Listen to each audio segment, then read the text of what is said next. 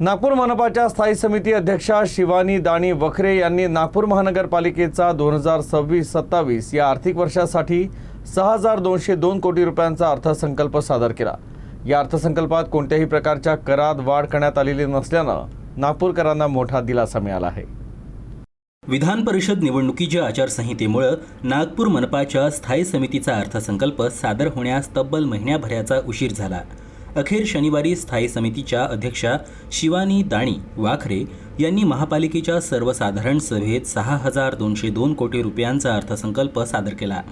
शहराच्या समतोल विकासाला प्राधान्य देत सर्व घटकांचा विचार करून हा अर्थसंकल्प तयार करण्यात आल्याचं त्यांनी सांगितलं। 6,200 कोटीच्या सुमारासचा हे अर्थसंकल्प आहे आणि यामध्ये मूलभूत सुविधा रस्ते पाणी वीज कचरा गटर लाईन स्वच्छता याबाबत तर नागपूर महानगरपालिकेला मूलभूत सुविधा द्यायच्याच आहेत। त्यासोबतच आपण बजेटच्या आधी सर्वांकडून सूचना मागवल्या होत्या। आपल्याला बऱ्यापैकी चांगल्या प्रकारात त्या डब्यांमध्ये लोकांनी सूचना टाकल्या होत्या। ऑनलाईन पद्धतीनं सॉफ्ट कॉपीच्या माध्यमातूनही आपल्याला बऱ्याच सूचना आल्या होत्या। नागपूर महानगरपालिकेच्या निवडणुकीला समोर जाताना आम्ही जो मॅनिफेस्टो बनवला होता त्या सर्व गोष्टींचा समावेश करून एक सर्वसमावेशक बजेट माननीय महापौरांच्या सूचनेनुसार इथे प्रस्तुत करण्याचा प्रयत्न केला आहे। प्रत्येक घटकाला हात लावण्याचा प्रयत्न, प्रत्येक घटकासाठी काहीतरी ठेवण्याचा प्रयत्न या बजेटद्वारे करण्यात आलेला आहे। अर्थसंकल्पाच्या सादरीकरणाच्या सुरुवातीलाच महापालिकेचे उत्पन्न वाढविण्यावर भर देण्यात आला। महसूल वाढीसाठी विविध संकल्पना मांडण्यात आल्या असून डक्टिंग पॉलिसी लागू करण्याची घोषणाही करण्यात आली। च्या माध्यमातून प्रामुख्यानं डक्टिंग पॉलिसीच्या माध्यमातून जे आपल्याकडे 1000 किलोमीटरचं ऑलरेडी एक फायबर ऑप्टिक्सचं जाळं होतं त्याची सुस्थिती दुरुस्ती करायची आहे आणि काही नवीन पण जाळं टाकायचं आहे। याच्यासाठी महानगरपालिका कुठलाही खर्च करणार नाही, पण महानगरपालिकेला ज्याद्वारे एक रेग्युलर सोर्स ऑफ इन्कम तयार होईल आणि भविष्यामध्ये इमिजिएटली ते होणार नाही, पण भविष्यामध्ये आकाशातील जे वाऱ्यांचं काय म्हणतात त्याला वायरिंगचं जाळं आपण जे बघतो ते सुद्धा कमी होण्यास मदत होईल। सो डक्टिंग पॉलिसीचा एक प्रयत्न आपण करतोय। त्यासोबतच आपण कर संकलन वाढवण्यासाठीचा आपण 100 POS मशीन यासाठी पण नागपूर महानगरपालिका कुठलाही खर्च करणार नाही, पण 100 POS मशीन टॅक्स कलेक्टरद्वारे घरपोच पोहोचतील ज्याद्वारे लोकांना कर भरण्यास मदत होईल।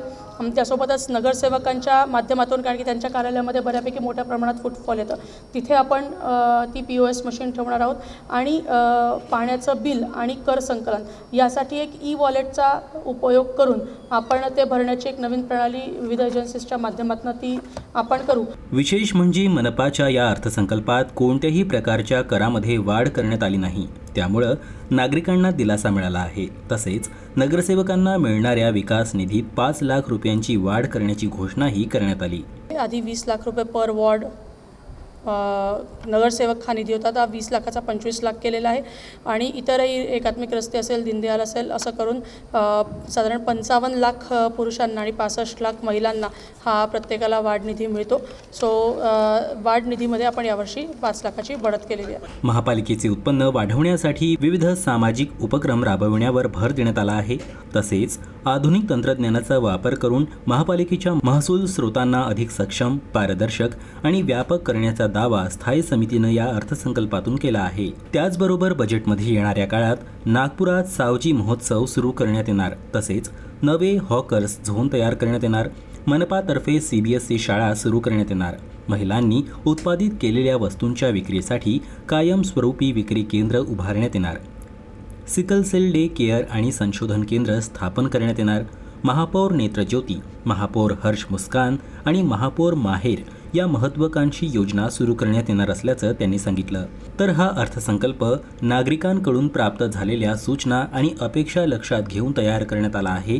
शहराच्या सर्व भागांचा समतोल आणि सर्वांगीण विकास साधण्यासाठी आवश्यक अशा विविध तरतुदी या अर्थसंकल्पात करण्यात आल्या असल्याचं स्थायी समितीच्या अध्यक्षा शिवानी दाणी वाखरे यांनी सांगितलं।